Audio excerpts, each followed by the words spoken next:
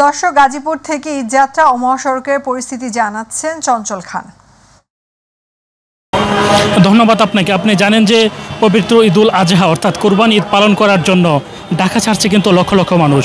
আমি এই মুহূর্তে দাঁড়িয়ে আছি ঢাকা ময়মনসিংহ মহাসড়কের চান্দনা চৌরাস্তায়। আমি যদি আপনাকে দেখানোর চেষ্টা করি, মানুষ যে নারী টানে বাড়ি ফিরছে প্রিয়জনদের সাথে ঈদ করার জন্য।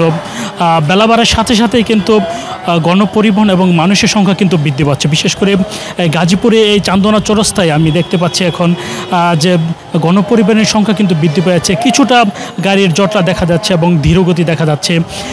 এই গাড়ির যে ধীরগতি, এটা কিন্তু বেলা বাড়ার সাথে সাথেই কিন্তু বাড়ছে।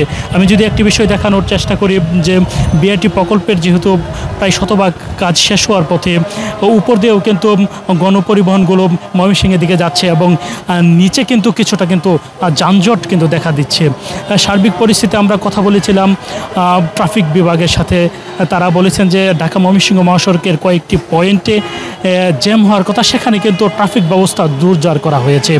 সার্বিক পরিস্থিতি এখন পর্যন্ত ঢাকা টাঙ্গাইল বা ঢাকা ময়মনসিংহ মহাসড়কের যে পয়েন্টগুলোতে যানজট হওয়ার কথা, সেখানে কিন্তু যে মানুষ নাকাল হচ্ছে এমন ধরনের যানজট এখনও পর্যন্ত চোখে পড়েনি। তবে কয়েকটি পয়েন্টে কিন্তু গাড়ির ধীরগতি দেখা যাচ্ছে। তো সর্বোপরি বলা যায় যে ঢাকা টাঙ্গাইল বা ঢাকা ময়মনসিংহ মহাসড়কের যে কয়েকটি গুরুত্বপূর্ণ পয়েন্টে যানজট হওয়ার কথা, সেখানে কিন্তু গাড়ির ধীরগতি থাকলেও গাড়ি কিন্তু চলমান রয়েছে।